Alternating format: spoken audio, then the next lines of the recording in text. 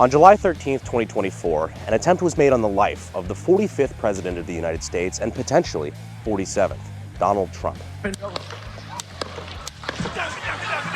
The thankfully failed assassin fired a handful of bullets from an AR-15 off of a nearby rooftop, one of which nicking the president in his right ear. The Secret Service was then able to retaliate with one of their snipers, ending the threat at about 3,200 feet per second. But while this assassination attempt was unsuccessful, it started a whole host of conspiracy theories on the internet and raised a lot of questions really about ballistics amongst other things. So given that recreating historical assassinations is something that we do quite a lot on the channel, we figured that we might be able to shed some light on some of these subjects that are currently in heavy debate in the ballistics of the situation. Now, this is the first time we've ever tackled a situation like this where the person in question is still alive, not only still alive, but still actively running for president. But I do think we have the capability to add a lot of productive data to the conversation in an educational manner, while also giving the situation the seriousness and respect that I think it dictates.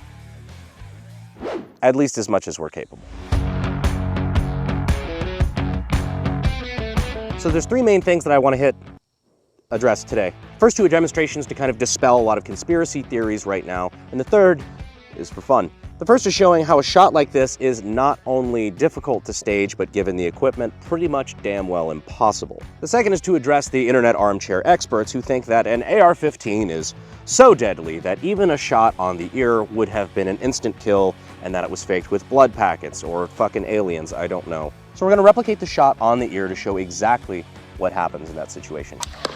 Now the third thing, it's just because I think it's really cool, we're going to be replicating the return shot on the shooter from the Secret Service sniper rifle. We didn't have to do this, but to be honest, I like the old-fashioned movies where the bad guy gets his comeuppance at the end, so I feel like it's a pretty good finale. And it's going to look hella good in slow motion. And as always, when we do a spicier video like this, my friends are more than willing to help. Bye, career. I don't know why the fuck they wanted to be associated with this one, but they volunteered anyway, so it should be a fun day.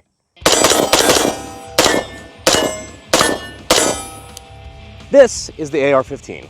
As you can tell, very effective weapon. This particular iteration is a semi-automatic civilian legal version. This one in particular is kind of more of a budget gun with an optic mounted slightly too far forward, which is exactly what it looked like the shooter had as well. Now, to a competent person, making a shot on a target that is man-sized at about 130, 150 yards, not that difficult. Pretty much any experienced shooter can do that on their bad day. That's also assuming that the average competent shooter has one thing that the would-be assassin did not: more muscle mass than a 7th grade cheerleader. But now what internet experts are trying to claim is that it was an inside job, it was staged, and that the shooter very intentionally only hit him in the ear to, you know, boost his ratings and such. Now with the shooter using an even worse AR-15, it was like an old DPMS, which is just pretty garbage tier to be honest, and a red dot with no magnification. I'm going to show you exactly what that shot would have looked like from the shooter's perspective, and then you can judge for yourself how easy that shot would have been to stage. So we have our stand-in ballistic dummy target here, and we are going to walk back and pace out about 130 yards. It was between, I believe, 130 to 150 yards is where the shot was taken. Let's go on the inside of that and do 130 just to give the most benefit of the doubt here. For context, this is approximately 130 yards. See what that looks like down the sight. So we were just back there at like 130 yards trying to get that through the dot. Would any of you stand at 130 yards and let me take a shot on your ear? I wouldn't let you do that at 2 yards. Well, that's just because you're a pussy. Because the other thing that, like, trying to explain to people on the internet, especially the experts on Twitter, they don't understand, like, MOA. So, like, when you have a garbage tier AR-15, that's, you know, a DPMS from fucking 15 years ago that was his dad's gun, you're doing like a 2 to 3 MOA. So 3 inches, let's say, at 100 yards, some would say too much. 3 inches at 100 yards is now at 150, that's 4.5 inches difference. You know what's suspiciously 4.5 inches to the left of your right ear? Air. Wait, which way? There's air. You absolutely, like, this dot covered a good chunk of the head. at that distance, at 130.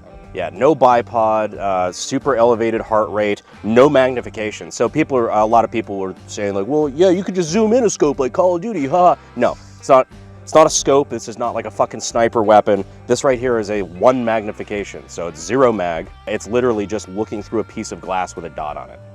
So yeah, now hopefully you have a better idea of why saying that the ear shot was specifically staged using that setup at like 150 yards is just fucking stupid, frankly. But speaking of fucking stupid, there's another conspiracy theory that, of course, Trump was not hit by a bullet because bullets, you know, expand and they have, you know, a crazy temporary cavity and it would have taken his whole head off and all sorts of shit. And he was hit by flying glass that came from fucking, I don't know, it's Twitter.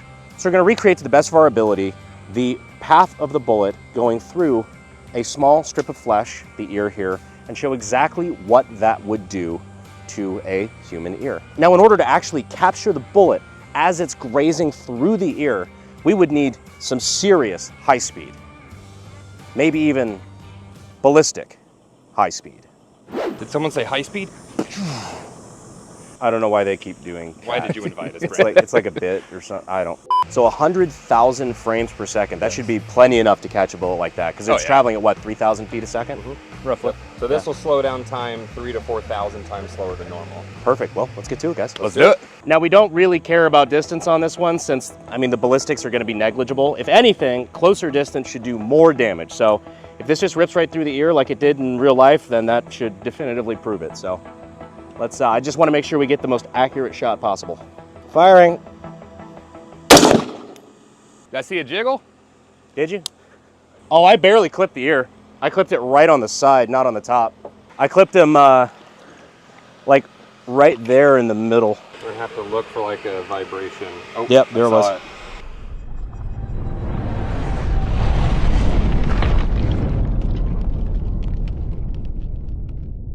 Oh, you definitely grazed the ear. Oh yeah, there you go. Whoa. Damn. That was like edge of the bullet. Yeah. I know. That was, I think we could get closer. Yeah, so I think he actually got hit right up here. Okay. The bullet impact was right there. You could see where it just grazed the very edge of like the middle of his ear. So but we're gonna try to go for the meat. What I find the most interesting is that the whole head is still there. That's kind of crazy. I thought it would have disappeared. Firing. Oh yeah, I think that was it. Oh yeah, that was the fucking money shot right there. That's a perfect sim there.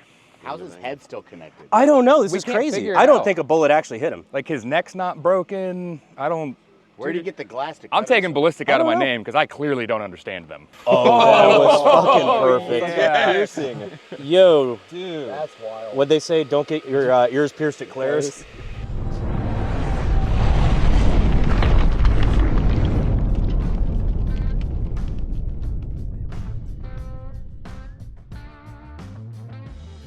When Trump said it felt like he got hit by something, you can see the vibration. It'd feel like someone kind of slapped you on the ear. I was just going to say, I'm actually personally surprised that it had that much temporary cavity, that much expansion.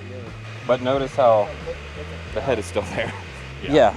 Yeah, if you play it all in full speed, it's like, well, that's very unfucking impressive. Right. But I mean, everybody's making fun of his ear bandage in his speech, saying like, oh, he's wearing a big bandage for sympathy or whatever. You just saw his ear explode from cavitation from getting hit by a gun, like. Yeah, it looked okay, because I know he was golfing the next day, which talk about fucking Chad energy right there. I mean, Evander Holyfield finished the round, so I mean. Yeah, well, yeah, to be fair. You got, you know, assassination attempt at 8, but you've got a tea time at 9 a.m. Like, yeah, what you gonna do? A lot of people talk about how Trump turned his head at the last minute, and that's what saved his life. And it's really easy to see. Like, there's graphics and shit of it, but now that we have a ballistic dummy here, you can actually plainly see the trajectory the bullet took to go through the ear the way that it did. If his head was tilted the way that it was before he went to go look at that graph, it's hitting a lot of, you know, the really important lizard brain stuff that makes you, you know, continue to breathe. So him turning his head at the last minute got a lot of the vital part of his brain out of the way of that bullet, which is just, I mean, talk about luck. We might be having a very different conversation had that not been the case. I think 'Cause the flag still stands for freedom, and they can't take that